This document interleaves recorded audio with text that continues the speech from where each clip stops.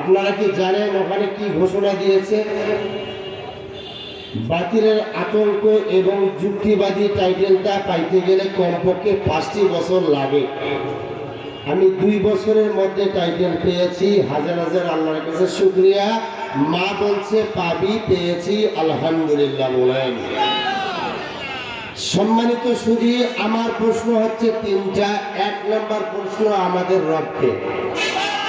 জোরে বলেন, আস্তে বলেন, পকেটে রাখেন, বাসায় যায় বউয়ের কাছে বলেন।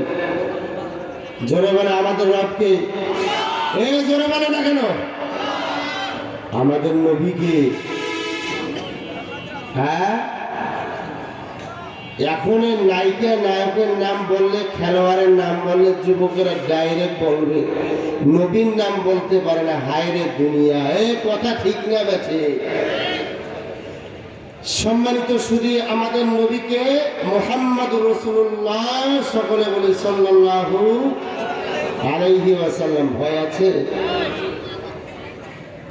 ওয়াজ শুনবেন যতক্ষণ পর্যন্ত প্রধান বক্তা আসে নাই, আমি আসি থাকবো। প্রধান বক্তা আসবে, আমি নামবো, চলে যাব ইনশাআল্লাহ। ওয়াজ হবে তো? ওয়াজ হইতে গেলে শর্ত আছে। আপনারা দেবেন আওয়াজ, আমি করব ওয়াজ ইনশাআল্লাহ। যদি আপনারা আওয়াজ না দেন, আমি মনে করবো এটা দাখিল মাদ্রাসার মাঠ না, এটা জান্নাতি গ্যালারি না, এটা জান্নাতের প্যান্ডেল হতে পারে না। কারণ যেখানে আওয়াজ নাই সে জায়গায় হচ্ছে কবরস্থান। ঠিক কিনা বলেন? এই জন্য বলেন, ভয় আছে?